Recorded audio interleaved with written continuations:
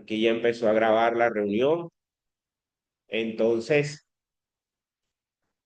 varias cosas importantes son las que retomo de la importancia que tiene investigar las ruralidades en este contexto. Uno, estamos en unos procesos de transición de varios enfoques epistemológicos. Uno, la tradición de la sociología rural a lo largo de gran parte del siglo XX y las renovaciones que han tenido más o menos después de la década del 70 han estado acompañadas de unos influjos que incluyen varios elementos de eh, transdisciplinariedad, le llamo yo. ¿En qué sentido? En que ya lo rural no lo podemos mirar solamente como algo aislado, sino que debe estar correlacionado con varios elementos. Quizás algunos de ustedes ya han dado aquí, por ejemplo, sociología urbana o sociología del medio ambiente o algún otro, o sociología de la pobreza. Igual ya vienen con un bagaje o incluso hasta sociología de género, sociología de la educación. Es decir, estas especialidades sociológicas se conectan un poco con realidades urbanas. Una de las realidades urbanas que posiblemente podemos ver, y ahora al final lo comentamos, la profesora Selmira Castro está gestionando una salida de campo a Palenque. Nosotros podríamos unirnos, quienes no estén en el curso de la profesora Selmira, a esa salida de campo y tomar un espacio en que la profe ya tiene armado su cuento, pero nosotros podemos llevar un cuento enfocado al tema de la educación rural con el enfoque que estamos trabajando desde la sociología rural y también desde las etnicidades. Palenque es un territorio con componentes étnicos fundamentales y es intrínseco dentro del componente étnico la ruralidad. Y eso puede ser un elemento importante para que ustedes logren visionar en un territorio tan, digamos, enfocado en la parte cultural como Palenque, en ver cuáles son esas dinámicas en el territorio rural que se vienen asentando allí. Entonces, posiblemente vamos a estructurar esto de aquí al fin de semana para enviar la propuesta de este ejercicio y tenemos ya como la antesala de lo que ya ustedes han venido trabajando. Me parece muy importante esos acercamientos que por lo menos han llegado a realizar ahora de la problemática de el contexto de lo rural en el Caribe. Ustedes se acercaron a varios puntos, a varios elementos que son importantes a tener en cuenta. No sé si ahora en el transcurso de la reunión se puede acercar, se puede conectar unas colegas del movimiento campesino en el Atlántico para que conversemos con ellas y ellas les den un contexto de lo que está ahora mismo en curso, que es una consulta campesina, una consulta agraria campesina que está motivándose por varios sectores. Y la idea es que nosotros conozcamos qué está pasando allí y también cómo de manera voluntaria podemos empezar a trabajar ese elemento. Yo voy en este entonces a compartir mi pantalla. Ya se me olvidó cómo usar esto. Sí, ahí ya vi. Hace rato que no me metía. Ya se pueden imaginar.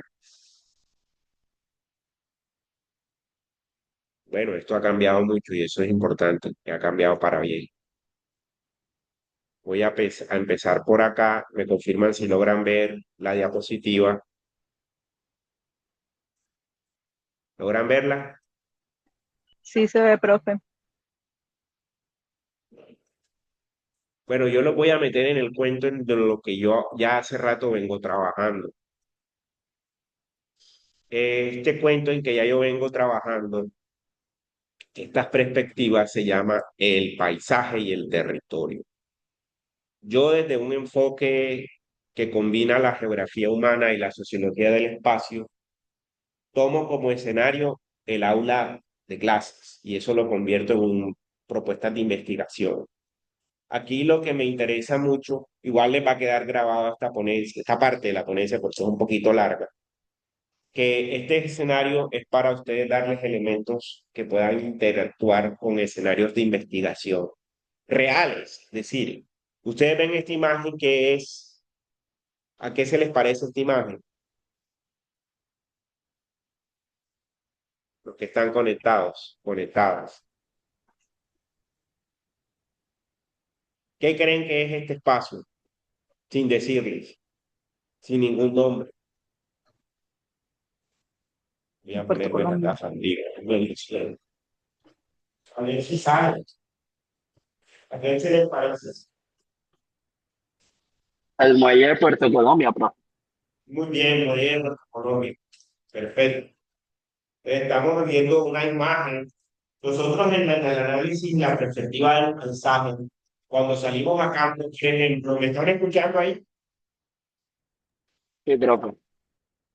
Cuando salimos nosotros a campo, lo primero que hace un observador en campo, un sociólogo, socióloga rural, es observar. La observación en el territorio es un elemento fundamental donde un criterio fundamental es entender qué estamos observando. El primer elemento es que aquí nosotros nos aproximamos al estudio del territorio con muchas funciones y estructuras, indagamos la relación del paisaje a partir de esa estructura territorial, en este caso lo rural, y luego discutimos unos componentes generales de esta agenda.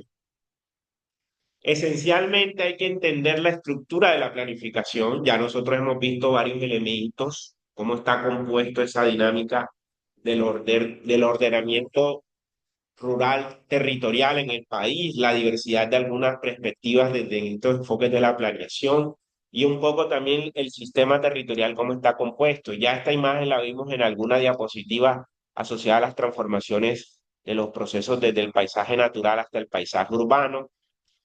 Esta me parece muy interesante. Creemos que un tomate, como aparece ahí, lo cogemos del supermercado o el callaco de la tienda nos lo da bien fresquecito, así porque sí. Y no, es un proceso de interdependencia que incluyen varios elementos que ya hemos visto y vemos alrededor de la discusión de lo rural. Primero, ese tomate pasa por un proceso de transformación del árbol, de la fruta a la transformación, de esa transformación al empaquetado, ese empaquetado al transporte y ese es donde llega al supermercado y ustedes lo consumen. Esta es una de las características esenciales de este proceso de organización de pensar la interdependencia, no solamente en lo rural, sino del espacio, en la que, por ejemplo, se producen alimentos, se producen relaciones de interdependencia, por ejemplo, el transporte que va de la zona rural hacia el urbano, eso, cómo están esas vías, por ejemplo, cómo está el paisaje que se transforma allí, si es un paisaje altamente transformado, es un paisaje integrado. Y esos son uno de los elementos que estudian. La integración del paisaje implica que nosotros a partir de unas capas a lo largo de la humanidad hemos intervenido. Antes estos eran bosques, esto antes era un bosque seco tropical, antes de ser una universidad. Ahora, con el paso del tiempo, se han venido transformando dinámicas. Nosotros, las actividades humanas, siempre hemos estado ahí presentes. ¿Y qué hacemos? Transformamos el territorio. A partir de, pues, necesitamos comer, necesitamos madera para cocinar. Pues, en algunos casos necesitábamos cazar animales para consumir. Ya en un momento de la historia de la humanidad empezamos a domesticar animales, empezamos a generar cultivos ya permanentes, dejamos de ser recolectores de fruta y nos asentamos en un lugar fijo, dejamos de andar caminando por todos lados. Y luego con las transformaciones producto de la tecnología, de las revoluciones industriales, científicas, todo se ha tecnificado. La agricultura se ha tecnificado, la producción de alimentos ha avanzado de tal manera que ya hay manipulación genética de alimentos, que ya hay una pasteurización, que ya hay una conservado de alimentos que son significativos para entender esa interdependencia que hay de esa dinámica de lo rural. Esta plantilla a mí me parece clave. Este es el paisaje disectado. Patrick Giddens es un biólogo escocés que emigró hacia los Estados Unidos y fue uno de los grandes fundadores de los estudios urbanos, que es como el área de conocimiento que yo trabajo. Y Patrick Giddens ya en 1915 empezó a hablar de un valle disectado. Ese valle disectado que lo extrapola de la biología o de la ecología hacia los temas del ordenamiento del territorio, señala varias variables que hacen construir un espacio y ese valle disectado parte de la minería, de la explotación forestal, de la caza, del pastoreo, del cultivo ya tecnificado o de la recolección ya que sea a nivel de una zona costera que incluye la pesca, que incluye la transformación de materias primas como la arena que convertimos luego en material para la construcción y en el fondo ustedes ven la silueta de la ciudad. En este valle disectado, Patrick Eden formula las ideas generales de la relación entre la ciudad y lo rural, entre lo urbano y esas zonas donde se producen estas necesidades que tenemos nosotros en nuestra sociedad. Sociedades que son altamente capacitadas y tecnológicamente necesitan unos procesos. En ese contexto, por ejemplo, de los Estados Unidos, Patrick Eden ve escenarios de crecimiento multitudinarios y aglomeraciones que son significativamente determinantes, como por ejemplo Nueva York. Ustedes no sé si se vieron la película Pandillas de Nueva York. Se les recomiendo que la vean. ¿Quiénes ahí conectados se vieron Pandillas de Nueva York? Hola, hola, ¿me escuchan allá los que están conectados? Sí, profe, pero no me vi esa película. Porque yo Yo tampoco la vi. tampoco. Tienen que actualizarse un poquito del cine. Es una película relativamente vieja. Bueno, el protagonista es Leonardo DiCaprio para que les dé más tentativa de verlo. Pero Pandillas de Nueva York es un escenario en donde es la Nueva York de la Revolución Industrial, una ciudad caótica. Esa ciudad caótica fue la que empezó Giddens a organizar y a planificar desde sus ideas, conformando unos equipos de trabajo y creando unos conceptos muy claves como son los procesos de el análisis del entorno regional, el hinterland o lo que se llaman los procesos de conurbación. En ese sentido, por ejemplo, varias variables se deben tener en cuenta en estos enfoques, como cuáles.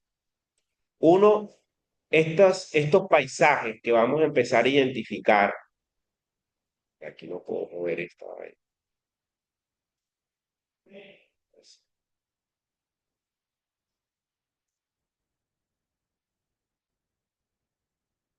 quitar esto. Pues aquí que... ¿Me escuchan ahí?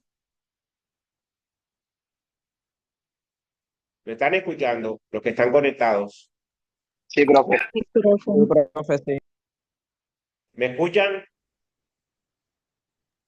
Sí, Sí, profe. profe. Listo, vale. Que no logro, que esto no tiene todo. Bueno, entonces, estos paisajes están siendo intervenidos por varios procesos productos de las transformaciones de muchas tecnologías, de la evolución de la sociedad del conocimiento, de la dinámica del capitalismo. Y estos paisajes tienen varias cosas. Uno, hay servicios energéticos, que son hidroeléctricas, eólicas, hidrocarburos, energías alternativas. La mayoría de estas salen de espacios rurales. Ahora, el mundo siempre tiene que conectarse. El transporte ha sido un elemento transformador de la dinámica del desarrollo de estos paisajes. Hidrovías, acuavías, puertos secos, vías, puertos marítimos, en fin. Pero a estos espacios rurales hay otras formas en las que podemos también analizarlas, que son espacios ambientales, que tienen una capacidad, que eso es lo que le llamamos servicios ecosistémicos. No sé si habían escuchado ese término. Los servicios ecosistémicos hacen parte de un elemento fundamental de esa dinámica de la relación urbano-rural. Sobre todo en lo rural, ¿qué hacen? Son sumideros de gas carbónico.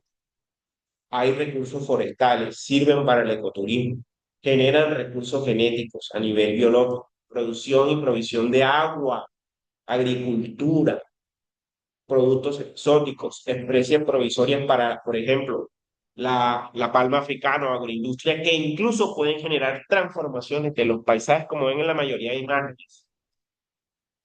Donde hay páramos, hay intereses para sacar minería y hay un conflicto. Eso es un tema para trabajar en temas de ruralidad. Sumideros de gas carbónico. Algunos bosques generan absorción de dióxido de carbono y que conservar los bosques implica aportar ese granito de arena para la conservación. Ahora, estamos en una dinámica muy compleja. Nosotros en el contexto en que podemos investigar estos escenarios, estamos en un contexto que es la cuenca del Caribe. Es nuestra matriz determinante desde el punto de vista del espacio y la geografía. En esta cuenca, digamos, es como una cuenca cerrada, compartimos algunas consideraciones con el resto de la dinámica del Caribe, a nivel de la cultura, a nivel de algunas tradiciones culturales, algunas comidas, otras cosas que podemos ser. Pero también es un espacio con mucha fragmentación. Y esa fragmentación implica cuáles son esas interdependencias que hay a lo largo de la historia de eh, los estudios que se hacen sobre estos espacios. Vamos trabajando y vamos bajando la escala. Esta es una escala macro. Ahora, ¿cómo podemos generar una escala micro?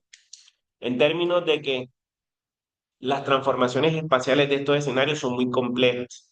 Esta es una cartografía de la contaminación lumínica nocturna de las ciudades en el Caribe. Esas manchitas rojas, naranjas y amarillas y verdes y azules es donde hay contaminación lumínica nocturna. Eso es un indicador para muchas cosas. Puede decir que acá en Venezuela hay tanta energía o luz, es porque aquí hay explotaciones petroleras. Pero en la mayoría donde son ciudades, si no miren Barranquilla, miren Cartagena, miren Santa Marta y se ve la mancha. Y otras ciudades acá también en México, o por lo menos otros escenarios de transformaciones donde esta dinámica es un indicador de los procesos de urbanización que también son acelerados en esta cuenca. Volviendo a Gaden, la explosión de la ciudad transforma ese valle disectado. Y ese valle disectado empieza a generar una ocupación y un mercado que es un escenario principal para entender esa explosión de la ciudad. Ese mercado que genera, ese mercado genera transformaciones, genera dinámicas de transformación. Y por ejemplo, miren en el caso del Caribe, que pareciera que no fuera un espacio ahí solo paradisíaco. Yo hice una contabilidad de 10 tejidos metropolitanos. Ahí están, Maracaibo, Santo Domingo, el eje Barranquilla-Cartagena, Puerto Príncipe, San Juan, Puerto Rico, La Habana, Panamá, Kingston, el Valle del Sur y la Ribera Maya. La mayoría de estos superan 1 millón de habitantes en una línea que consta de más o menos 100, 150 kilómetros de línea de costa, para un total de casi 26 millones de habitantes en estas unidades. Y estas unidades que vienen trabajando. Miren que son entornos metropolitanos que están continuos a escenarios naturales, a paisajes en procesos de transformación. Uno, en este caso Maracaibo, por la minería sobre el lago Maracaibo. Santo Domingo, toda su dinámica de crecimiento y expansión sobre ese golfo. Barranquilla y Cartagena sobre la zona costera. Puerto Príncipe sobre las transformaciones urbanas de la bahía de Puerto Príncipe. San Juan sobre todo el eje de transformación de esas zonas costeras. La Habana, que tiene un particular crecimiento, digamos, sostenido y sobre todo expandido hacia unas zonas de transformaciones rurales. Panamá, que a pesar de estar en el Pacífico, tiene mucha relación por su canal interoceánico hacia el Caribe. Kingston, que también tiene una dinámica de doble condición. Es una ciudad, pero también es un puerto, es como un puerto satélite del Imperio Británico acá en el Caribe y maneja unas relaciones de interdependencia con ese puerto. El Valle del Sula, que es todo un eje de transformación del corredor de Honduras hacia Puerto Cortés, que es también toda una zona de transformación urbana de casi más de 1 millón de habitantes. Obviamente, el más conocido como el sector de la zona de la Costa del Sol o de la Ribera Maya mexicana, donde está Cancún y todos estos paraísos costeros. Entonces, si ya nos ubicamos en el Caribe, esta interdependencia general de 10 unidades, nos concentramos solo en nuestras metrópolis, con nuestra metrópoli principal o este eje metropolitano Barranquilla, Santa Marta y Cartagena, que en sí es un eje que depende de unas dinámicas muy interesantes de lo rural.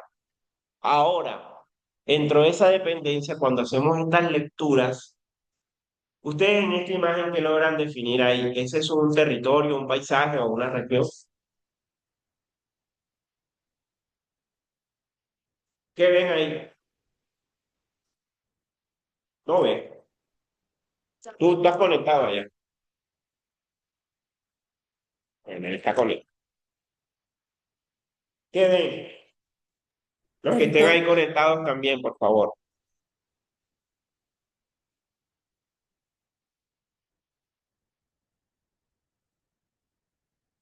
Activen las cámaras para verles. A ver si están ahí. Así sea que estén en pijama, con rulos o sin bañarse.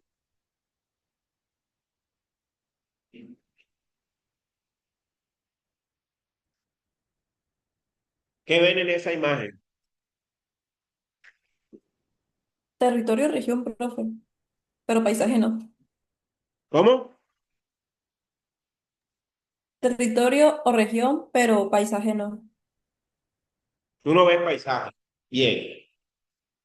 ¿Qué más? ¿Qué ven? No, no estoy de acuerdo, yo sí veo como que lo veo más por el lado de paisaje-territorio, porque si bien es un paisaje, también es un territorio. Por ejemplo, cerca a las playas, en las playas, hay comunidades pesqueras, comunidades alrededor de todas estas actividades eh, del mar y toda la cuestión. Entonces, yo me voy más por paisaje-territorio.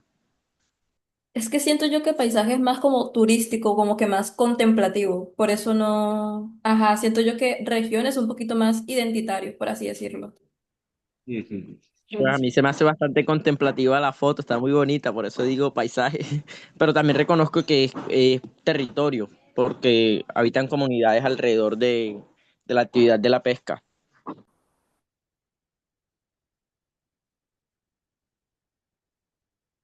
Son conceptos que pueden ser ambivalentes, pueden ser lo mismo o pueden ser diferentes. Todo depende del grado de especialización y el grado de percepción que tengamos de él.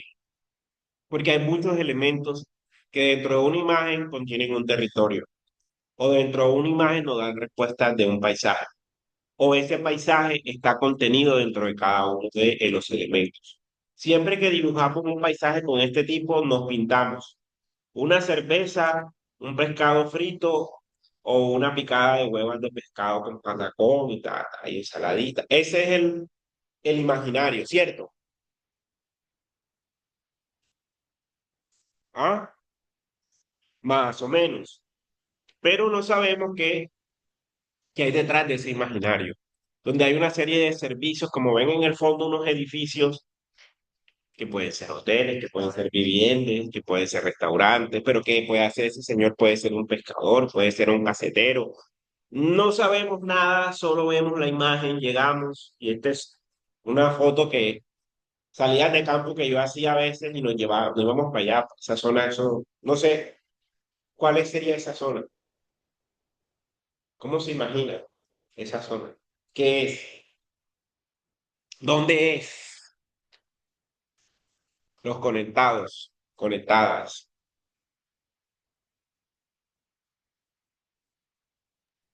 Puede ser Santa Marta, Cartagena, no sé. Puede Voy ser más por Santa Santa Marta, Marta. Cartagena, tú dices Salgar, ¿qué más? Ey, el Y resto están como, conectados ahí. no sé, los edificios Finalizas. esos, ah, sí, Ujú. disculpe. Los edificios blancos me recuerdan un poquito al Rodadero, pero la verdad, es como lo que se me viene a la mente. Rodadero. Sí, justamente eso, el rodadero, también lo iba a mencionar.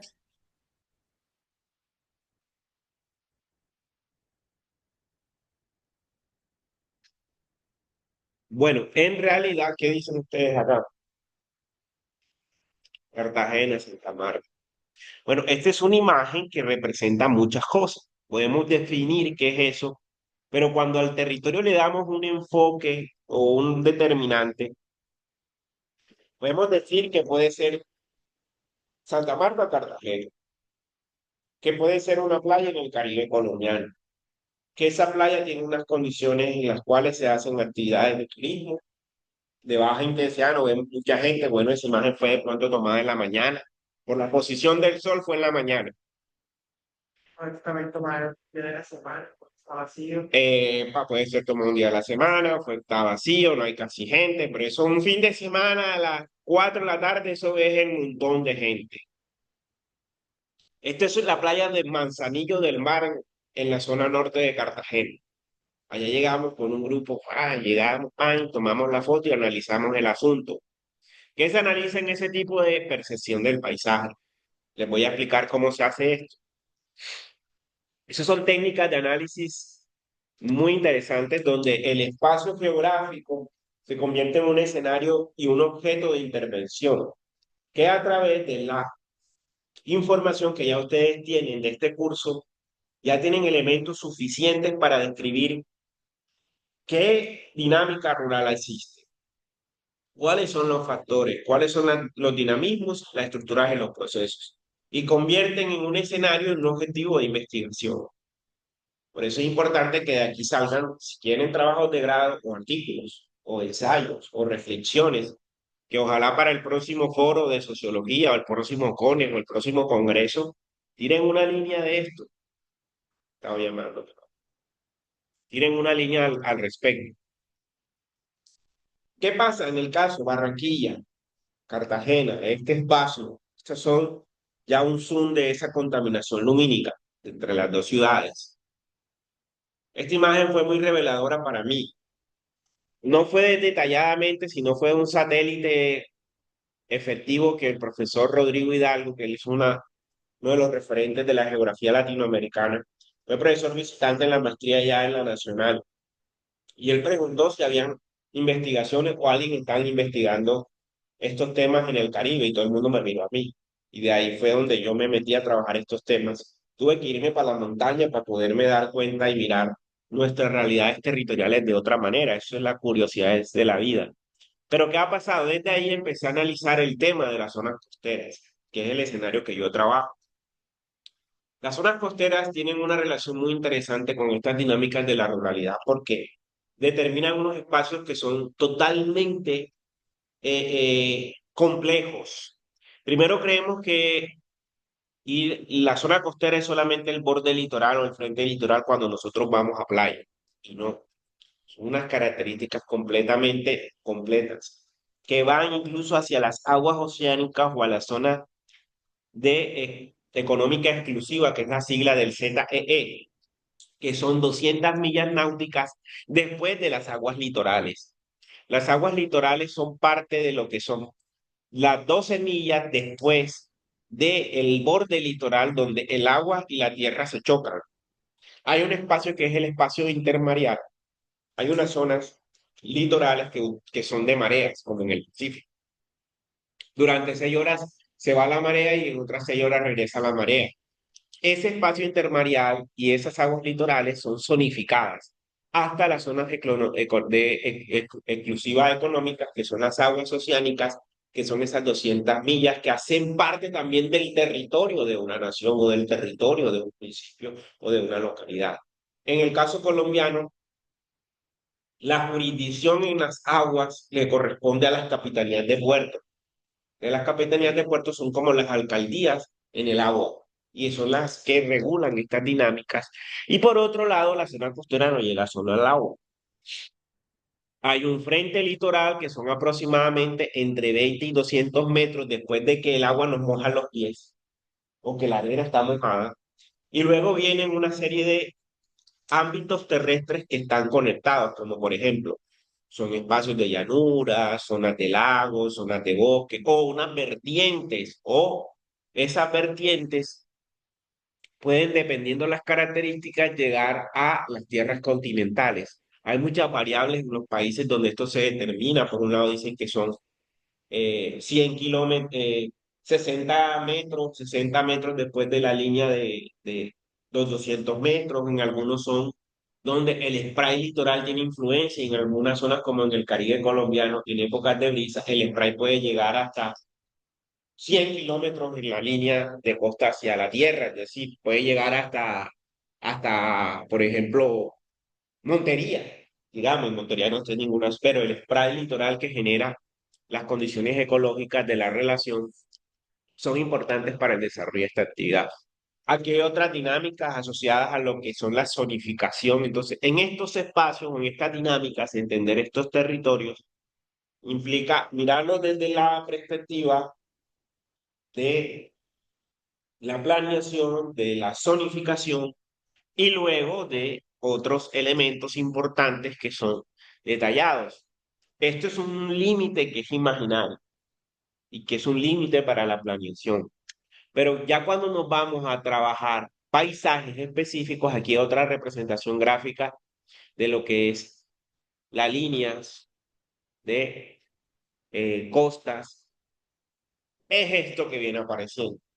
Estos sprays o expansiones urbanas, que son los acantilados alrededor del castillo de Salgar, vienen siendo, bueno, esto porque se urbaniza, se pone una línea de costa y estas líneas de costa son públicas porque hay urbanizaciones aquí y ahí empiezan los conflictos de uso y los conflictos en los cuales en ese acantilado no debía haber nada, pero hay casas y resorts. Esta expansión urbana de los paisajes costeros, que en este caso también pueden darse para paisajes que no son costeros, que son rurales, obedece a unos desarrollos desiguales en escalas intermedias. Esto Neil Smith lo señala como un efecto de valor de cambio. ¿Qué quiere decir? Que más o menos hay una oferta del capital natural y hay un suministro de esos bienes de lo natural que son claves para el desarrollo de la economía. Y sobre todo en las zonas costeras, muchas de estas actividades soportan necesidades para, uno, el esparcimiento, el ocio o incluso para la biodiversidad. Y en algunos son soportes para la seguridad alimentaria y superación para la pobreza, según constancia. Pero, por ejemplo, quienes ya han leído aquí en el curso a Agudelo y a Márquez, estas problemáticas ambientales se pueden sintetizar en que afectan a ecorregiones estratégicas, que era lo que empezó a investigar Giddens como los corredores urbanos, cómo los corredores urbanos se convirtieron en escenarios para incluso explicar la respuesta a transformar o dejar esos paisajes. De Mateis y Mertin empiezan a analizar esto como corredores urbanos, empiezan a generar cómo desde la implementación de los patrones neoliberales, esta expansión urbana ha sido uno de los efectos significativos de transformación de geografías y de paisajes, en este caso los paisajes costeros. Y en este caso, paisajes que pueden antes ser actividades o espacios rurales y ya están empezando a ser urbanizados. Como la mayoría de muchos municipios, lo que está estudiando Ediluz, o el caso de Ponedera, que en su área o en su cabecera municipal consolidada, la gente a los alrededores del municipio tenía montes o tenía zonas de rosas para cultivar. Ya muchas de estas zonas de rosas se han perdido, porque la gente ha empezado a urbanizar o ha contaminado estas zonas, ¿no? Ahora, ¿qué quiere esta perspectiva del paisaje? Mirar la compacidad como variable independiente para el análisis territorial del paisaje regional. ¿Qué quiere decir la compacidad? Entender cómo podemos equilibrar esos paisajes con lo que está pasando en la transformación de los territorios. Otro esquema de lo que son estas zonas costeras y toda esta dinámica que se estudia desde las ciencias del mar, que es el doctorado que yo estoy terminando. Pero bueno, aparecen los ODS. Uno se pregunta, bueno, ¿y esto ahora para qué sirve? Pues hay muchas lecturas que podemos hacer, críticas, afirmativas, pero en la escena de la globalización, estas son las recetas que nos mandan desde directrices de la ONU para que los países apliquen unos estándares y modelos de desarrollo. Esto después de la pandemia del COVID-19 fue un fracaso. Ya esto no se va a cumplir, ¿no? Es decir, esto se tiene que desmontar en el 2030, si es que ya no está desmontado. Entonces, la reflexión que nos va a quedar es cómo desde estas cosas uno puede empezar a trabajar elementos para no seguir cometiendo los errores que se han cometido en el pasado con los objetivos del desarrollo del milenio y ahora con esta agenda. Esta Agenda 2030, ¿qué tiene que ver con nosotros en los temas rurales? Por ejemplo, ahí es donde están concentradas las condiciones de pobreza. Esa hambre cero, ¿de dónde la saca para cumplir eso? De las zonas rurales que pueden proporcionar alimento para todo el mundo. Obviamente, ahí casi todos tienen que ver, pero otros elementos que tienen que ver es agua limpia y saneamiento básico. La gente para cultivar necesita agua, o necesita haber un condicionamiento específico para poder generar la energía sostenible, asequible. Muchas zonas rurales aún todavía siguen desconectadas energéticamente. La reducción de desigualdades. Por ejemplo, reducción de desigualdades, las ciudades y comunidades sostenibles, la producción y los consumos responsables. En fin, otros pilares son el 13, el 14 y el 15, que son acción por el clima, vida submarina y ecosistemas terrestres. En ecosistemas terrestres donde se produce la mayor cantidad de alimentos y a veces conflictos, en donde hay zonas ambientales y zonas donde está la frontera agrícola. Entonces, si la frontera agrícola sigue expandiéndose, se acaban el bosque, es lo que está pasando en la Amazonía. A medida que siguen creciendo los negocios, los agronegocios, la Amazonas se va a ir acabando. Entonces, ¿qué hace esta perspectiva que nosotros? Es una metodología de ordenación del territorio que utiliza el paisaje comunidad territorial. ¿Cuál es la base? Ese espacio geográfico lo identificamos a partir de una manifestación visual. Y con eso utilizamos el territorio como estructura y génesis, es decir, bases en estudios en geografía, en todos estos elementos que ya ustedes han visto desde lo rural, y otras desde la imagen. Una fotografía o una observación en campo nos va a dar una apariencia. Y eso nos sirve para ordenar el territorio. Y para eso el paisaje lo utilizamos como un recurso.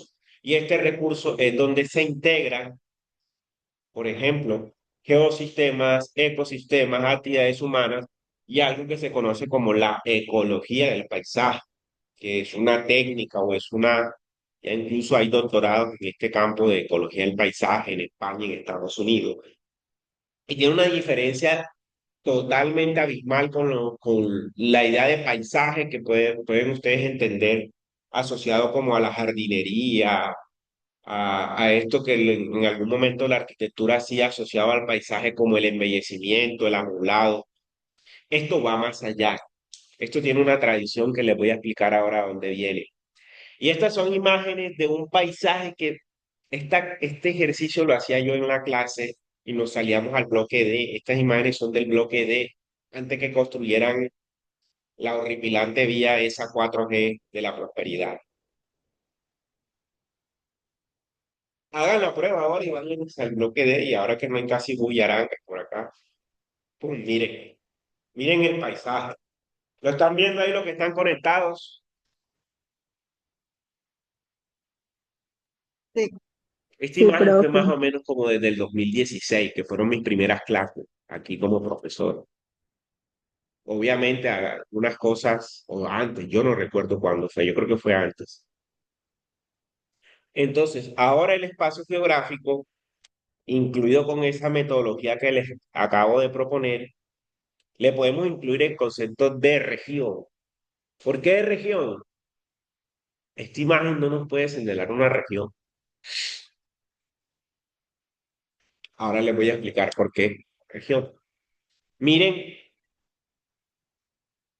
en embarcaciones, eso todavía se puede ver. Ponemos aquí, subimos aquí, podemos ver muchas cosas. De la estructura territorial enfocada en estos temas de planeación hacen que estas técnicas y conocimientos podamos analizarlas de tal manera que podemos dar explicaciones. Toman una foto ahora de esto y es otra. Ya hay más edificios y van a haber más edificios y van a haber más dinámicas de transformación. Ahora, ¿qué pasa en este tema territorial y cómo es el enfoque hacia lo rural? ¿Cómo se produce y se modifican los órdenes territoriales? ¿Cuáles fenómenos se incluyen en el campo de observación? ¿Cuáles debe explicar? ¿Qué normas científicas utiliza para demostrar la validez de sus preposiciones?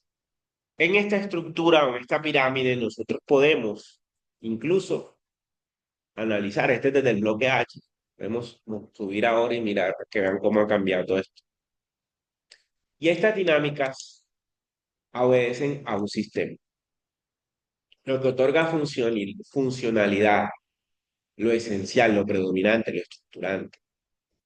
Entonces, todo el sistema, o desde la teoría de los sistemas, muy a lo Luhmanniano, nos ofrece un componente que son elementos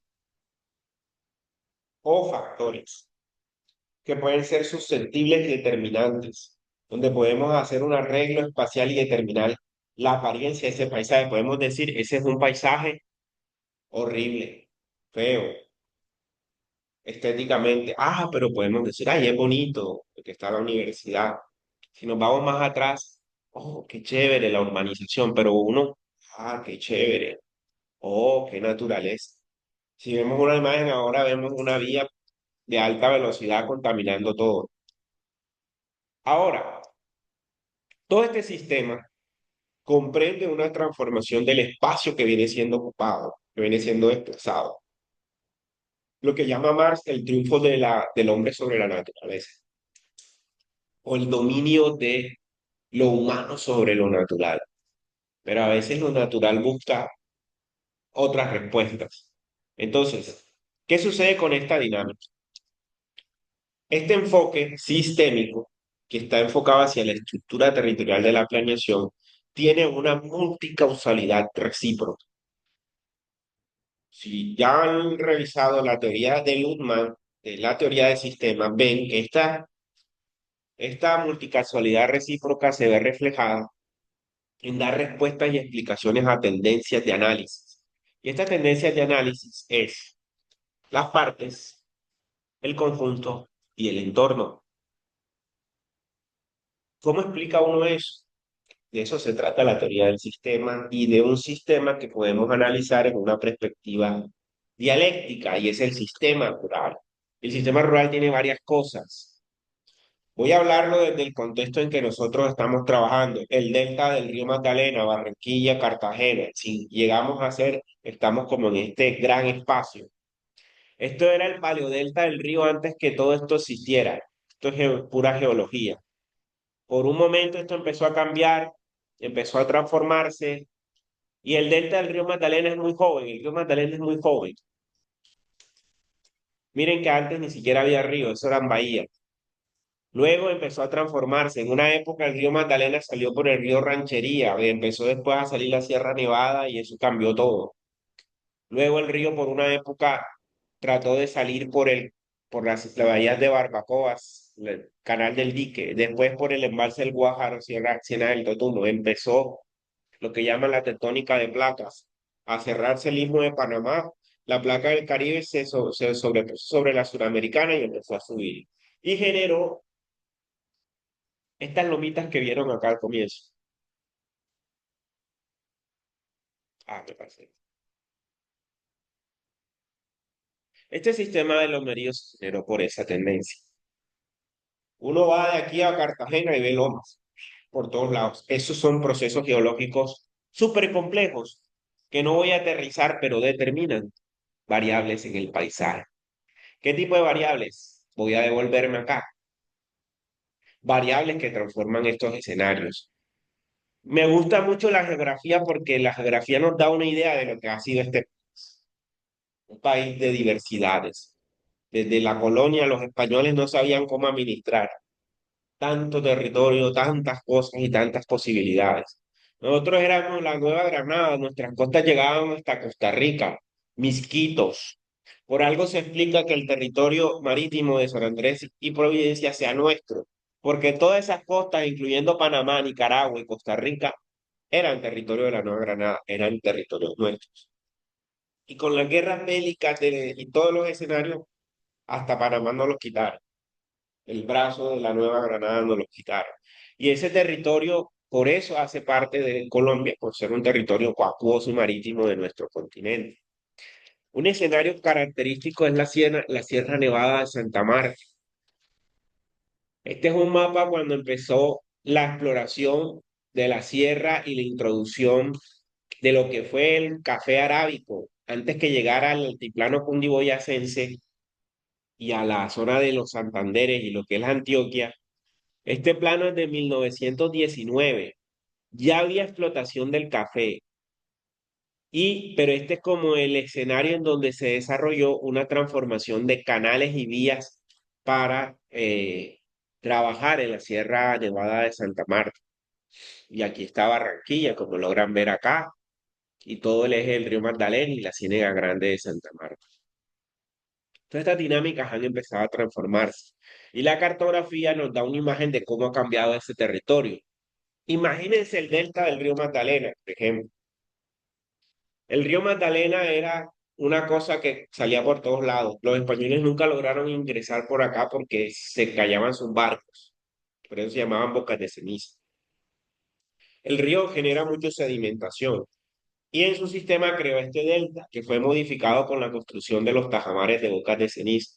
No existía ni siquiera Ciénaga de Mallorquín, eran una serie de islas en las cuales esas islas eran unos sistemas ecológicos increíbles y eso todo empezó a transformarse en menos de 200 años.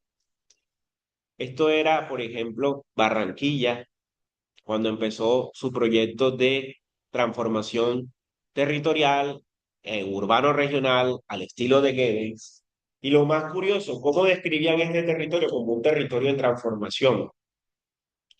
Uno de los maestros, es curioso la conexión que podemos hacer con estas dinámicas, porque uno de los maestros de Patrick Guedes fue Eliseo Reclus, que fue un viajero y fue padre del anarquismo francés, y él fue el tipo fue viajero por todo el mundo y estuvo circundando más o menos en esa época lo que fue el Caribe colombiano y parte de Colombia. Y él describía este espacio como un espacio exuberante con muy alta capacidad de crecimiento por su transformación. Esa vía del ferrocarril que unía Barranquilla con Sabanilla y Puerto Colombia generó la dinámica del comercio internacional en Colombia. Posicionó a Barranquilla como el puerto principal del país y generó una dinámica de transformación. Imagínense ese espacio con sus bosques naturales, pero a nombre del desarrollo de todos esos bosques naturales tenían que servir a la dinámica del desarrollo. La mayoría del transporte de el ferrocarril se hacía con leña, madera, carbón de leña. Las industrias que crecían en Barranquilla en ese entonces, carbón de leña. La energía de las primeras plantas de electrificadora eran el carbón de leña. Se pueden imaginar la cantidad de madera que pudieron haber sacado, por ejemplo, de todos estos territorios. Es una transformación total. Como lo vemos ahora, eso no es nada. Ahora, también la transformación es de la geomorfología de este espacio. Miren cómo fueron cambiando de islas a caños, a algunas ciénegas, con la construcción del tajamar de Bocas de Ceniza, a una serie de islas. Miren lo que era la bahía de Sabanilla. El muelle de Puerto Colombia era protegido por algo que se conocía Isla Verde. Todas esas barreras fueron corriéndose. Esto transformó el paisaje. Miren que no existía ni Mallorquín. Y ahora es este delta, este sistema de delta transformado en estos núcleos rurales, urbanos rurales, que son interesantes y son los que vamos a analizar en el ejercicio. Esta transformación también conectada con los diamantes caribes. Y este mapa que lo puse hace una vez, hace unas clases, el comparativo de los municipios de población rural o población urbana. La población rural es mayor a la población urbana en la mayoría de estos municipios que están en azul. Entonces uno explica cómo podemos empezar a analizar las dinámicas urbano-regionales bajo esta perspectiva, no demográfica, sino espacial. Y espacial determinada por las condiciones de ruralidad. Si hacemos un análisis en el Atlántico, podemos tener unos elementos más interesantes.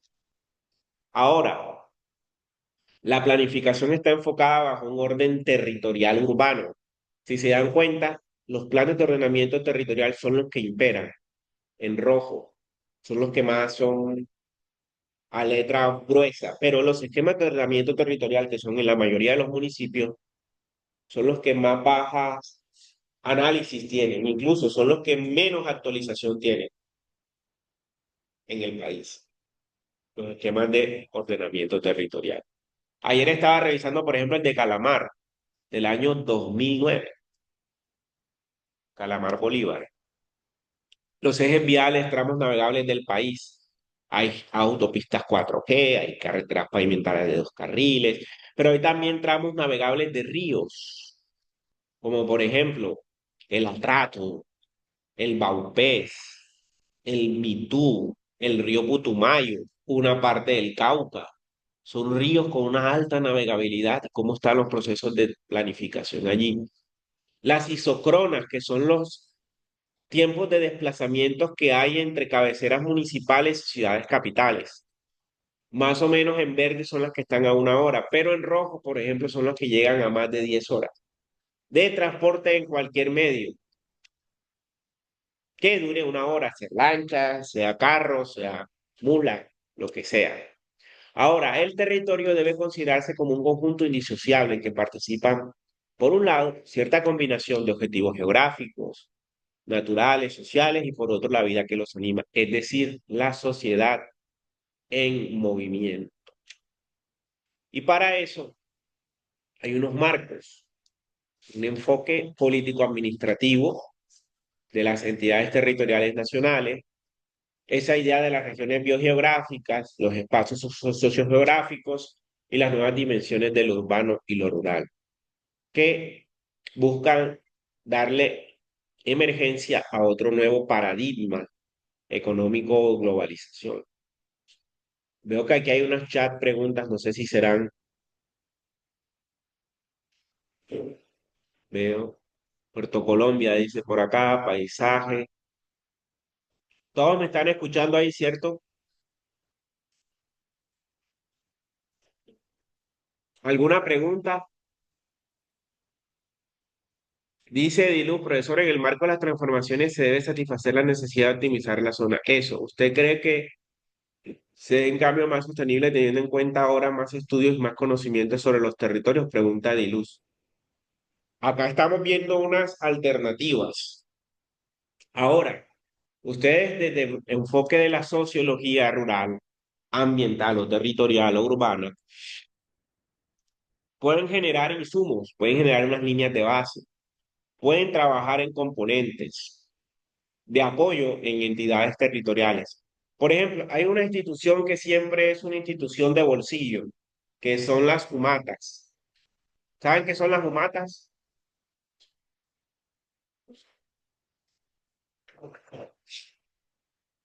Que son las unidades municipales de asistencia agrícola y agropecuaria, que es como el contraparte del Ministerio del Medio Ambiente en los municipios que tienen incidencia rural.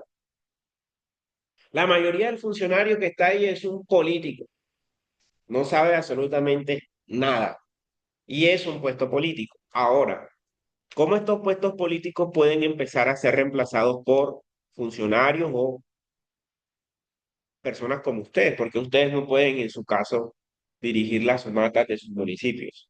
Y ya con el conocimiento sociológico de lo rural dar directrices. ¿En qué sentido? Voy a seguir aquí. ¿Tienen alguna pregunta ustedes allá en la conexión? No, profe, hasta ahora todo bien. Bien, excelente. Vamos entonces siguiendo aquí el curso. Es aquí que estoy una llanta. Aló.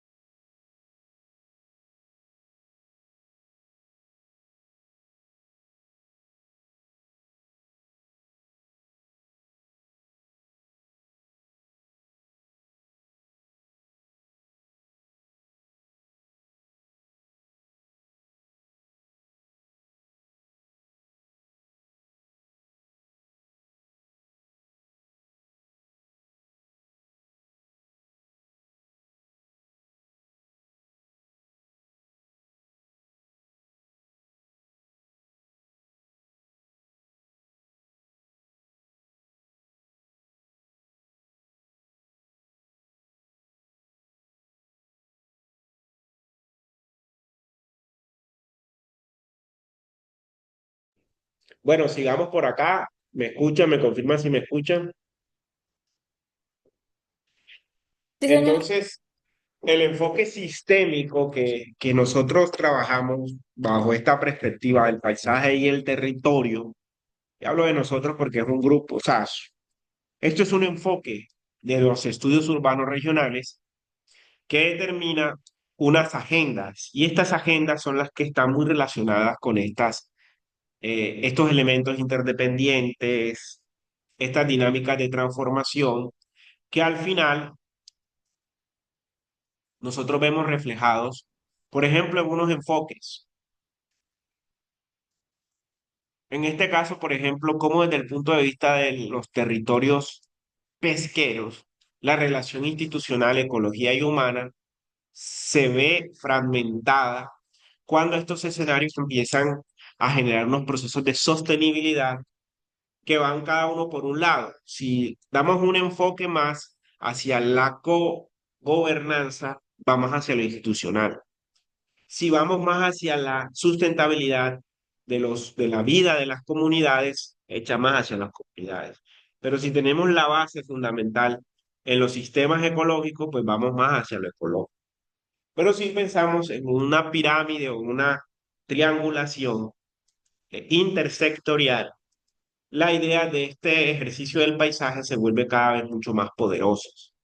Y esto es que nosotros a esta visión global podemos darle unos rasgos básicos. Uno, historicidad, que tiene que ver cómo explicar la dinámica histórica seguida. Y una interrelación dialéctica entre elementos y atributos. ¿Cómo logramos eso? Explicando el territorio de esta manera. Más o menos, este es el primer ejercicio de lectura que se hace en el territorio a partir de un censo.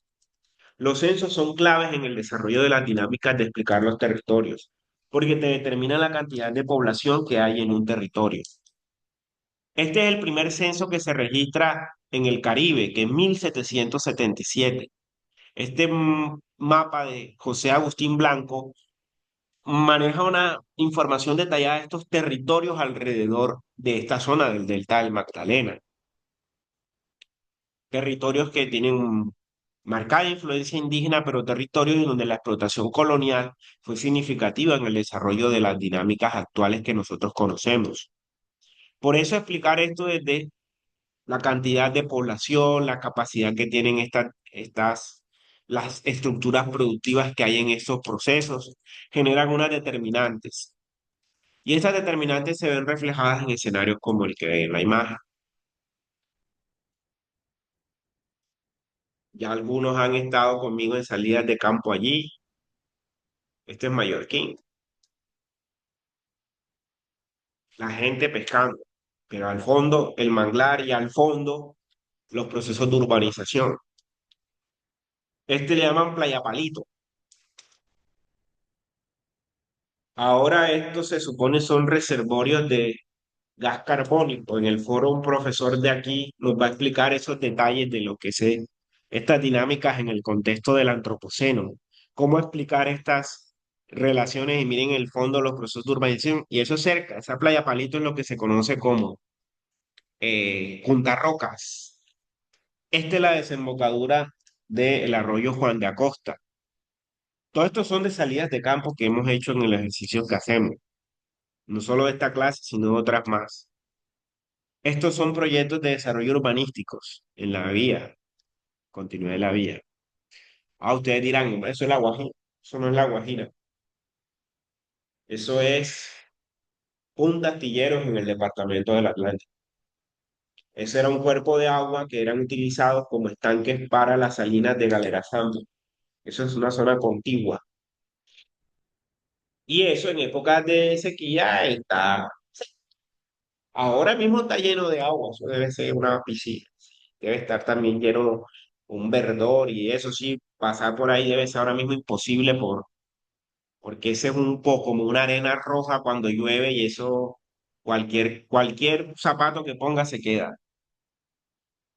Esto es unos escenarios de, este por ejemplo, el embalse, la ciénaga del Totumo. Es una ciénaga que tiene un alto impacto de ambiental. Entonces, de pronto ustedes han escuchado la hidrilla que ahora anda poniendo en peligro la Ciénaga Grande de Santa Marta.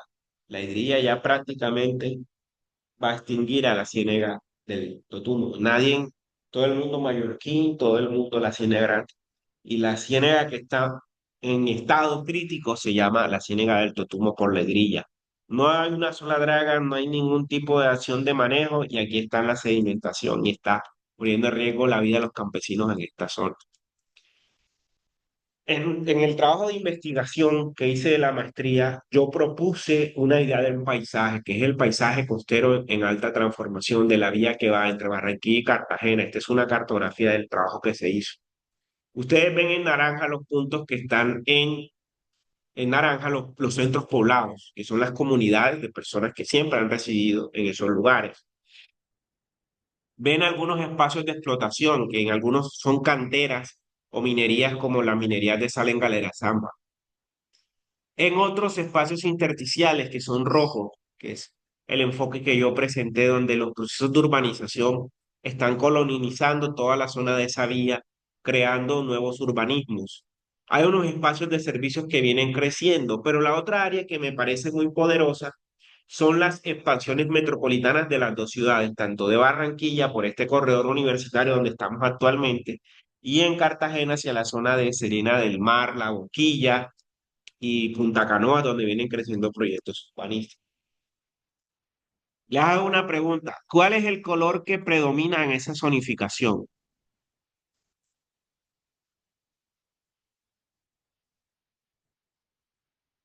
El color más predominante. Ok. ¿Qué es el paisaje costero? Aún tenemos la posibilidad de empezar, poder pensar y ordenar nuestro territorio a partir de ese paisaje costero, que no es solamente una playa. El paisaje costero incluye, por ejemplo, ciénagas, manglares, lomas, lomeríos, desembocaduras de arroyos, canales, dunas. Las dunas costeras son significativas, acantilados, puntas, bahías litorales y en algunas zonas hasta ecosistemas coralinos, como hay en los lados de Punta Astilleros y Galera Zamba. Incluso diapiros como el volcán del Totumo hacen parte de ese paisaje costero. No solamente en el volcán del Totumo, en Puerto Colombia, en algunas zonas de Tubará hay diapiros. ¿Qué es un diapiro? Es un volcán de lodo. Todo esto hace parte de estas dinámicas para poder ordenar el territorio y que hace relación con los paisajes rurales, porque todos los alrededores de estos paisajes costeros hay comunidades de pescadores, de campesinos, que cuando no hay pesca cultivan y cuando no hay cultivo pescan, cuando no, le toca marañar de caseteros ofrecidos a la dinámica del turismo de sol y playa, que es una dinámica que ya ustedes conocen que es bastante nociva. Las expansiones metropolitanas, corredor universitario, que se dan a partir de nuevas urbanizaciones, de pasos de servicios especializados y de centros poblados. Ya esta imagen es otra, ya ha cambiado. Esta imagen ahora tiene, por ejemplo, en esta parte de aquí, un modelo de desarrollo totalmente distinto. Esto también está empezando a cambiar, está empezando a transformarse. Esto es la expansión de Puerto Colombia hacia acá Sabanilla, que ya esto es como un barrio más de Barranquilla, con la doble calzada y esto ya se está empezando a urbanizar. Cartagena, que es una, pues, la expansión urbana hacia acá, metropolización de Cartagena. Esto está creando una teoría que yo vengo trabajando, la producción del espacio, que es esta coremática que les voy a explicar, sintetiza todo. Una zona costera en azul, dos ciudades, Barranquilla y Cartagena, una vía de conexión rápida, unos espacios que son determinantes en la dinámica del desarrollo y la metropolización. Esto todo se está uniendo y se explica de esta manera. ¿Qué busca la producción del espacio? Es un método socioespacial, que son las apuestas del capitalismo a dar soluciones espaciales a múltiples escalas, incluyendo soluciones en espacios rurales. Viene dándose una expansión de los paisajes costeros, que es lo que yo problematizo. En ese corredor Barranquilla-Cartagena, la ruta 90A, esto se conoce como el fenómeno de la metropolización, que incluye nuevos tejidos metropolitanos a escala intermedia. Está lloviendo, ¿ah? No, o es que se puso bastante gris. Producción inmobiliaria, que son agentes y campos de producción. ¿Por qué yo vuelvo a este tema de lo rural? Porque aquí es donde yo encuentro el peligro, que son una ocupación territorial concentrada, expansiones metropolitanas y las prácticas de desarrollo inmobiliario se están dando de manera fragmentada y pueden generar una pérdida. Entonces, la importancia de las condiciones naturales debe ser la clave de ese proceso. La natural del ordenamiento territorial debe ser implícita. Debemos superar las superposiciones y armonizar instrumentos en la parte jurídico-administrativo. Y este tema de la metropolización debe entenderse como que hay unos agentes y unos campos que influyen en los procesos de fragmentación y en donde inciden los desarrollos urbanos intersticiales y del... Ahora, la ciudad empieza a jugar un papel importante en lo que se conoce como el metabolismo urbano. Y eso incluye que la ciudad ya tiene que empezar a trabajar lo que se conoce como su huella ecológica. La entrada de productos importados de la ciudad como mercancías, agua, combustible, madera, alimentos, energía, llega, pero ¿qué emite la ciudad? Gases residuales, residuos sólidos, residuos líquidos y cómo eso se procesa. Ahora, en pleno siglo XXI, esas variables deben ser tenidas en cuenta para ser analizadas. Barranquilla tiene un contexto metropolitano súper complejo y es un elemento también de análisis para este tipo. Se plantea esta idea de una nueva Barranquilla, esta idea de las ciudades radiales. Desde hace muchos años, por ejemplo, este es un modelo que planteó Manuel Carrera que se llama el Distrito Metropolitano de Barranquilla y le llama Ecópolis con H. Ya la ciudad viene creciendo de una manera desbordada hacia esas transformaciones rurales. Y este sistema territorial incluye lo físico, el tema de lo demográfico de la población, el marco institucional y los poblamientos e infraestructura. ¿Qué se viene creando? Un sistema territorial que depende de poblaciones, de actividades, de medio físico. Igual yo les voy a compartir esta diapositiva. Les va a quedar la grabación. Entonces, parte de estos elementos es cómo construimos estos sistemas territoriales y hay que entender que estos paisajes tenemos que tener en cuenta, uno, el clima. Ahora mismo el clima y los paisajes que tenemos a nuestro alrededor son distintos por el clima. Está lloviendo, hay agua por todos lados, hay procesos, hay materiales, hay formas. Si vamos, el barro nos va a consumir todos los zapatos, nos va a tumbar, nos va a resbalar. Hay un suelo que es despensa del soporte de las plantas, fauna, vegetación. Eso es el paisaje. Pero no solo el paisaje visto y contenido, sino el uso antrópico que le damos a esos paisajes. Ahora, ese medio físico puede mirarse de otras maneras, como asentamientos humanos, actividades, conexiones, canales y demás. O cómo podemos pensar la estructura del territorio de otra manera. Y este es un mapa diferente del país, el mapa de las regiones naturales. Si hacemos un zoom en la región Caribe, nosotros nos estamos ubicando ahora mismo en el delta del río Magdalena, que es el 5, el verde.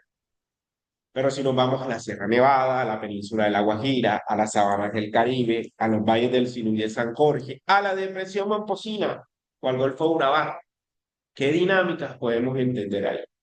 Esas dinámicas son las claves que yo les quiero dar a ustedes.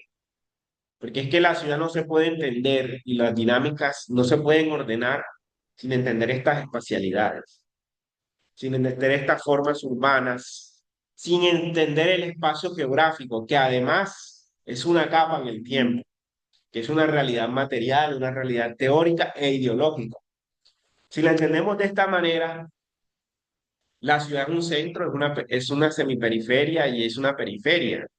Y hay relaciones comerciales, tecnológicas, financieras, políticas militares, movimientos de población y es una relación a escala mundial que en algunos casos podemos explicar de muchas formas. Pero en este caso, el espacio y la política, las bases territoriales del Estado van a ser importantes para entender esa lógica. Y ustedes desde la ruralidad lo pueden revisar, lo pueden organizar, ya tienen algún punto de partida. Si ustedes se fijan cuáles son los puntos de partida, a mí uno de los elementos que me causó y me llamó poderosamente la atención, revisando ahora las actividades de la segunda unidad, fueron las lecturas que hicieron muy comedidas de la ruralidad en el Caribe. Por ejemplo, he logrado intentar descifrar que aparentemente no podemos explicar la relación de la problemática rural en el Caribe colombiano sin elementos muy particulares como el caso del conflicto armado, como el caso de la desposesión, o el caso de las desigualdades territoriales, y con el predominio de las agendas del desarrollo más hacia el urbano que al rural. Entonces, hay muchos resultados que podemos sacar. El Caribe como tal es un espacio geográfico complejísimo. Y aquí Zambrano nos plantea esta idea de esta complejidad del espacio. Pero también estas unidades territoriales tienden a ser fragmentadas. Si vemos las unidades principales como las ciudades principales, Santa Marta, Barranquilla, Cartagena, Valledupar, Sincelejo, Montería, ¿y el resto qué? ¿Qué ha pasado con el resto de unidades territoriales? ¿Qué podemos entender, por ejemplo, en esta coremática? ¿Qué es la coremática? Es un análisis de explicar el espacio desde abstracciones. Si bien no es un mapa abstracto, sí nos explica dónde está, por ejemplo, un fenómeno como el latifundio con ganadería extensiva. ¿Dónde está concentrado? Miren, en los retaguardias o en las zonas de lo que es las sabanas de Sucre y Córdoba. Ah, las industrias pues están en las ciudades principales. Ah, pero podemos ver que hay una expansión agroindustrial, miren acá. Ah, pero vemos hay un frente de colonización. Ah, lo que es la colonización hacia la serranía del Perijá o lo que es la colonización hacia las zonas de los sures, tanto del Atlántico, del Magdalena. Ah, pero podemos ver que hay también agroindustrias por aquí. Ah, ¿por qué? Por eso la industria de la zona bananera. La industria alrededor del sur del Cesar de la palma africana, la influencia de la región extranjera en el caso de la frontera colombo-venezolana, los centros urbanos de articulación. Es decir, aquí Fabio Zambrano nos explica que tenemos una multiplicidad de razones para explicar varios efectos que podemos analizar desde la ruralidad vista desde esta escala regional. ¿Y qué decir de puertos marítimos? ¿O qué decir de la decadencia de la red fluvial? Que es una red sumamente importante y no está articulada. Entonces, esos elementos tenemos que ser muy reflexivos para analizarlos y articularlos a esta nueva visión. Volvemos otra vez a este mapa. La mayor población rural a mayor población urbana la tienen la mayoría de los municipios del país. ¿Cómo contrastamos esto con esas realidades? Entonces, el paisaje se comprende como una imagen del territorio que debe estar apoyada por relaciones humanas. Y es lo que nosotros analizamos desde la sociología, relaciones humanas. Y esto más o menos desde los siglos XVII hasta el siglo XIX, pintores holandeses le llamaban a esto el Landschaft. Luego el concepto desde el enfoque de la ideología de los paisajes regionales en Alemania, en Inglaterra, le llamaban el Landschaft. Y esto tiene unas etimologías muy particulares de esta idea del paisaje, que es este paisaje que ven aquí. Un paisaje central, un paisaje netamente rural. Y si uno se va a este paisaje, se puede imaginar a cualquier paisaje del interior del país, de las zonas andinas. Pero esto, ¿cómo podemos explicarlo si lo extrapolamos al Caribe, que tenemos paisajes diferentes? Ahora, esta tradición alemana del Landschaft y holandesa del Landschaft viene configurándose bajo unas influencias del medio ambiente y el desarrollo, el cambio ambiental hacia lo global y el tema de la sostenibilidad, con una serie de factores y de dinámicas que incluyen disciplinas como la geografía humana, el paisaje cultural histórico, la ecología cultural, la ecología asociada al análisis antropológicos que influyen en la formación, por ejemplo, de la ecología política o de las ciencias de usos de suelo e inclusive las ciencias de la sostenibilidad. Entonces, hay unos temas que son pandisciplinarios generales y hay una ruta donde hay una influencia directa entre unos y otros, una respuesta de unos contra otros y una dinámica que me parece muy importante que podemos analizar en esta perspectiva del paisaje. Yo creo que se han salido algunos de la reunión ahí conectados, ¿cierto? Todos están ahí en líneas. Sí, señor. Aquí estoy. Perfecto, bueno, vamos, sigamos. Entonces, esta idea del paisaje rural que yo quiero que trabajemos es empezar a revisar, en el caso de una salida de campo, o si vamos a Palenque, por ejemplo, la idea no es solamente ir a Palenque, de aquí a Palenque hay varios kilómetros, podemos ver diferentes tipos de paisajes. Yo voy a tratar de que paremos o que estén mirando hacia las ventanillas, cojan ustedes las ventanillas para mirar los respectivos paisajes que vemos allí. ¿Por qué? El paisaje es una realidad ecológica en múltiples escalas, en contextos temporales y espaciales que tenemos que tener sensibilidad para analizarlos. Son un vínculo con la región y el territorio y establecen unas dinámicas socioculturales que, con la información sociológica que ustedes tienen, ustedes pueden escribir y pueden hacer una realidad histórica. Incluso desde ya los invito a que armen un grupo, no hay grupos de investigación, no hay escenarios. No sé si ya por aquí yo invité a la gente de la mesa campesina, no sé si, no, ellos no se han conectado, no están conectados. La gente está muy ocupada con el referendo campesino. Entonces, en fin, este es el paisaje. Otro paisaje, un paisaje anfibio, cultura anfibia, estos escenarios que, ahora que estamos en lo de Falborda, sí, estamos leyendo a Falborda, pero además de leer a Falborda hay que replicar lo que hizo Falborda e ir a los territorios. Entonces, este paradigma híbrido del paisaje tiene varios elementos. Uno, la geografía naturalista que tiene su base en los geosistemas, que es la física, la biofísica. Otra es el territorio, que es esa transición natural antrópica. Y luego el paisaje, lo sensible, lo perceptible, que puede generar un ejercicio como este. Si ustedes ven aquí hay una zona de cultivo, podemos decir que esta es una zona de transición de frontera agrícola, porque vemos que este es como un bosque, pero aquí está el cultivo. Puede ser estos son paisajes mucho más parecidos a los que vemos en la región Caribe. Por ejemplo, esta foto es de los Montes de María. Tiene más parecido a ese primer paisaje que vimos que está muy estilizado.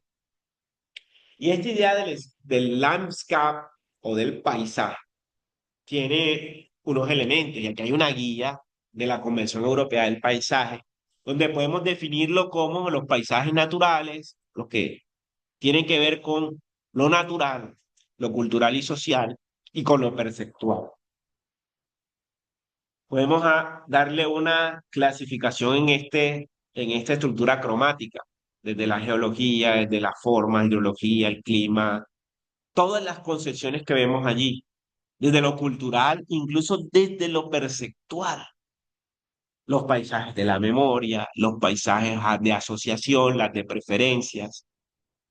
Miren, hasta los paisajes de los sonidos, hasta el color, la textura, la forma, podemos definirla en un elemento asociado al tema del paisaje. Estos son paisajes de cultivos de qué, si alguien sabe, por ahí.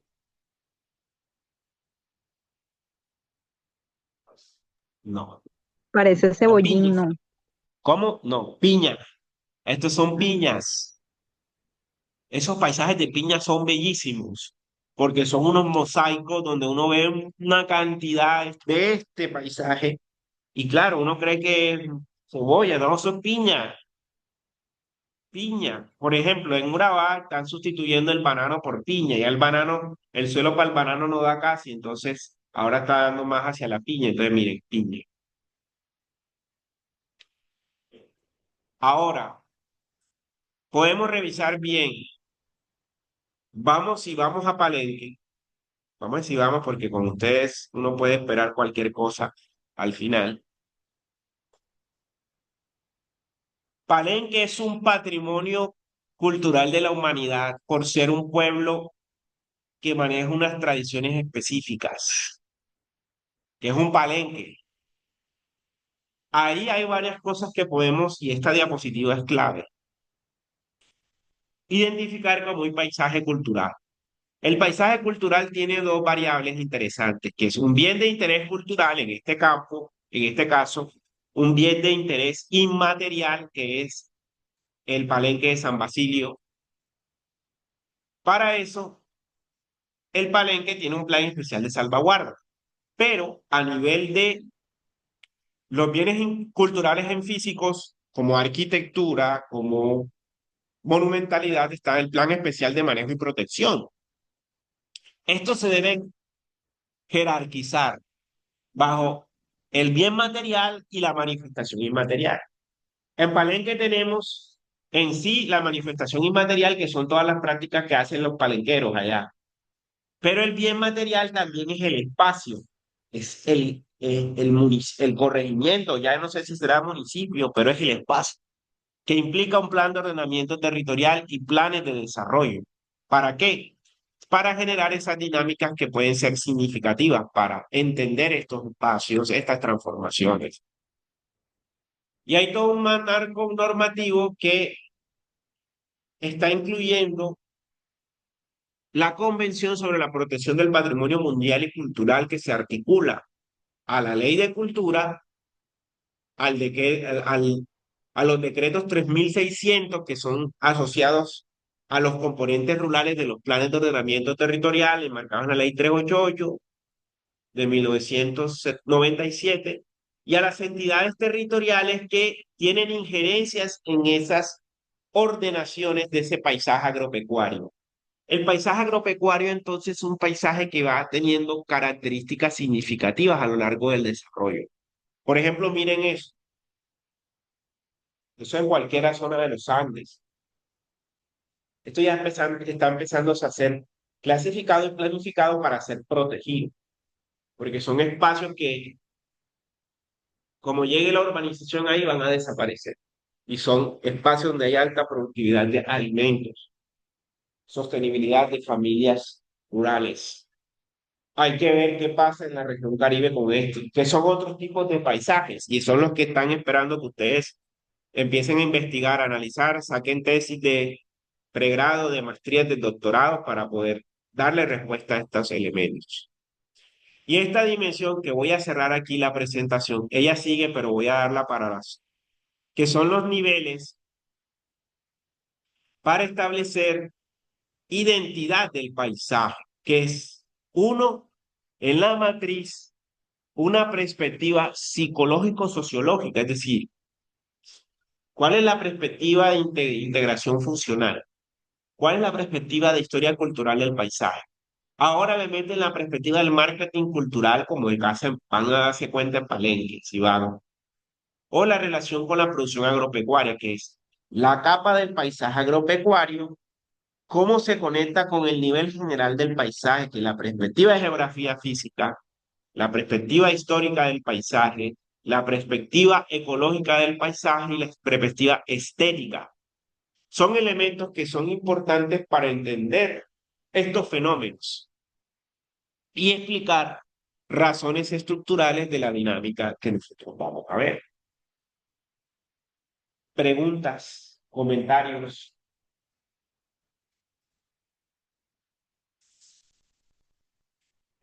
Entonces, esto es lo que andamos metidos. Yo por lo menos estoy muy metido en este cuento.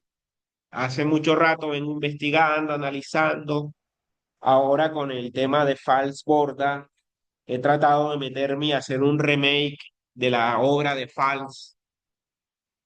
Ahí podemos orientar la salida de campo en el caso de que vayamos a Palenque, por ese lado del presidente Nieto, que menciona mucho todo este corredor, que me parece importante, que es un corredor multicultural.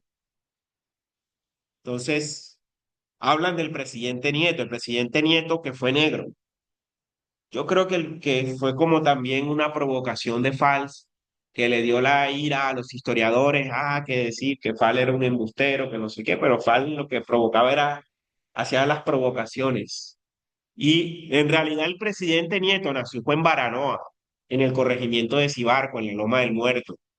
En esa loma ahora hay una plaquita que dice que ahí nació, o era la finca de la familia de el presidente Nieto. En ese entonces no existía el Departamento del Atlántico, esto era territorio del Estado Soberano de Bolívar o de Bolívar Grande, y Baranoa hacía parte de Cartagena y estaba más cerca en términos de las cercanías.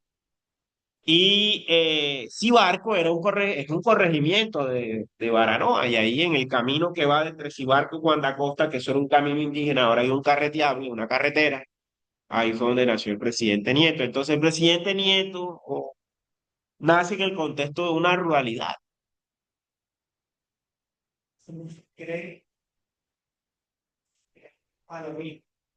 Todas esas zonas eran territorios, digamos, indígenas. Eran zonas en las cuales predominaba, yo no sé qué tanto era territorios mestizos. ¿Por qué? Ya las comunidades indígenas quizá ya habían desaparecido por las plagas que trajeron los españoles.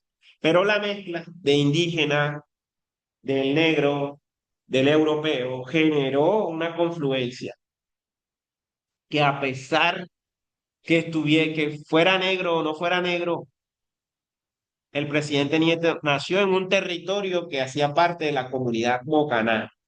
Y esa comunidad sí fue reconocida por la colonia, a pesar de que casi ellos todos se extinguieron, pero el territorio es la presencia y es lo que señala Fals.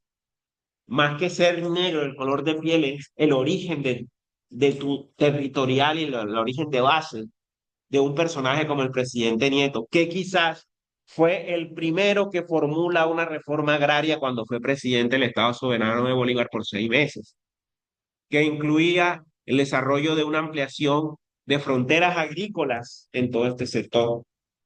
Y que si uno analiza ahí en Historia Doble, el presidente Nieto, Fal lo señala como un antihéroe, y era ese antihéroe que quería, por ejemplo, conectar Cartagena con el canal del Dique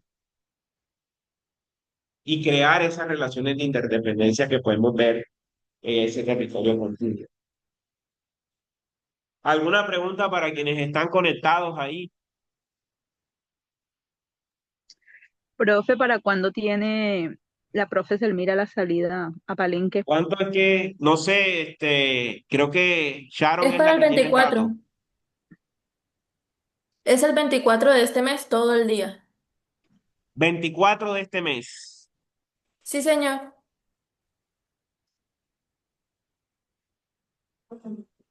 Sí, ya la otra semana sería. El otro viernes. De ahí es viernes.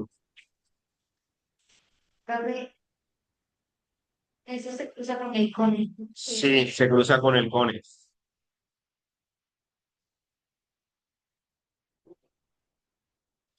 Sí, ese es el tema. Hay que hablar con la profesora Elmira porque yo no puedo el viernes. El viernes tengo clase todo el día. Sí, 24, sí. Yo creo que posiblemente la puede hacer el domingo, el sábado. A mí me conviene el sábado. ¿Ustedes? Están en Valledupar en el CONES. Mierda, ahí tiene la profe, tiene que cambiar la fecha.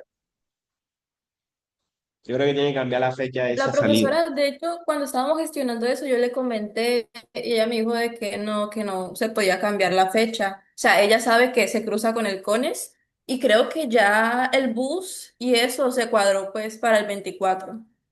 No, pero eso se puede modificar. Se puede modificar. Yo hablo con ella, a ver, la convenzo, para que por lo menos si vamos ahí, pues no, a mí no me, y a usted tampoco le sirve porque está en el CONES. En noviembre tenemos apretado todo. Imagínense, en noviembre podría ser es el sábado 1 de noviembre.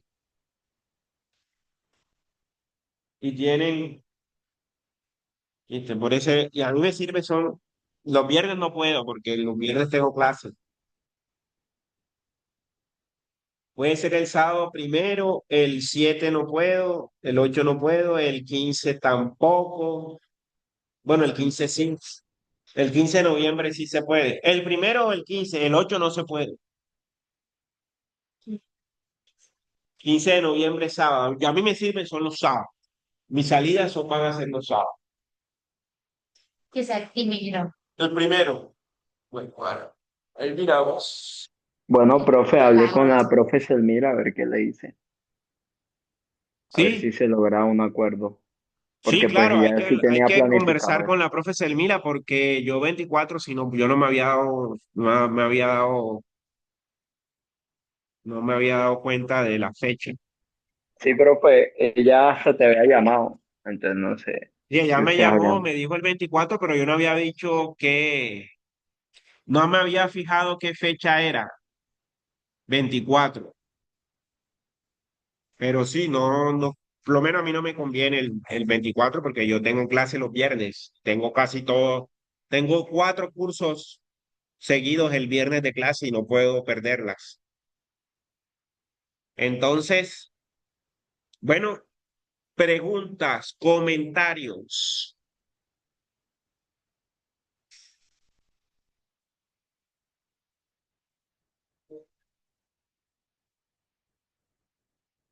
Pues ninguno, profe.